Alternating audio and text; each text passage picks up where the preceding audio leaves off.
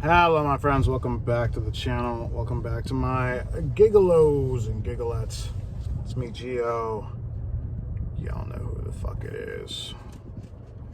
Man, all this cash. All this cash on me. Am I dealing drugs now? Never mind, I'm kind of lit. Alright,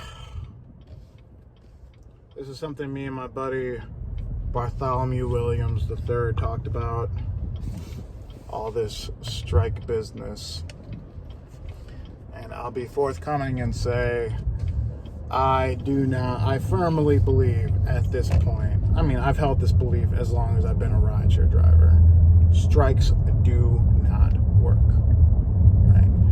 Can you name one strike that has done anything up to this point for Uber and Lyft drivers?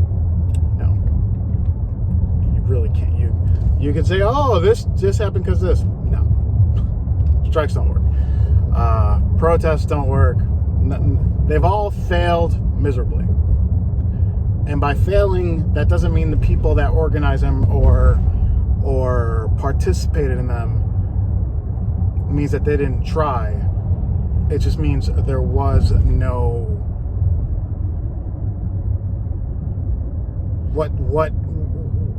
what changed? What was the result? What positive changes came from them, right? And I'm asking that in complete honesty. Using that measuring stick. I mean, show me one thing that has positively come from a strike or a protest. You can't. That's why they've all failed. So what I'm going to attempt to do, right? And I'm pretty sure most of you would agree with that, right? Some of you might be like, no, we got this and this. Like, yeah, right. Eye roll, be like, yeah, whatever. What I'm going to do in the next few days is I want to have a rideshare roundtable kind of thing, right? I will be reaching out to many of you over the next few days, mostly YouTubers. I'm gonna reach out to my contact at Gridwise, see if they want to get in. I'll reach out to the guys at IDG, see if they want to get in, or guys and girls. I got a few people that I'm pretty sure want to be involved. So I think it'd be a nice little roundtable discussion of like 8 to 10 people, maybe. And I'll line up the discussion points and I'll moderate it, right? So I think it will be interesting.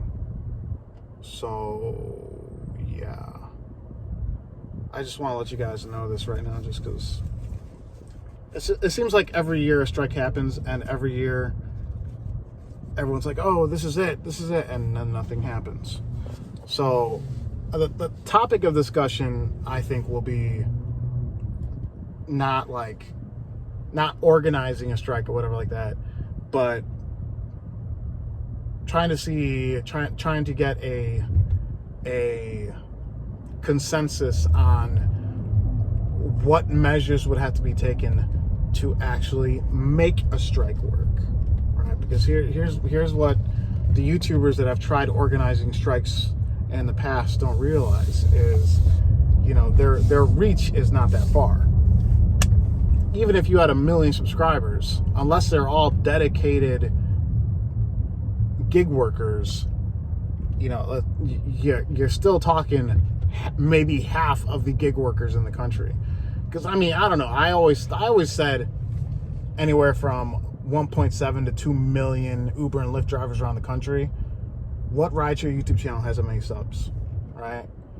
And you have to remember, you can share all these videos and all this stuff to a Facebook group. Is every driver on app on a Facebook group? No. Is every driver on app, every gig worker on app on YouTube? No. How are you going to get, the only way a strike would be effective is to get the word out to people that don't know that there's gig channels, that don't know there's gig Facebook groups, right? That's the only, you have to get the word out to hundreds of thousands of drivers that are not in the know. They're not in the loop. And that's where the real challenge is. That's why, like, whenever a YouTuber tries organizing a strike or protest, I personally think it's delusional. That's you thinking, that's your head being so big. You're like, oh, I got 20,000 subs. I'm going to organize a nationwide strike. Seriously? 20,000 subs, that's a sixth of the drive, a sixth, 1/6. That's a sixth of the drivers in Chicago in one market. Like, that's shit. That ain't shit. You need millions of subs, you know? Yeah, so I'm gonna reach out to some of you in the following days.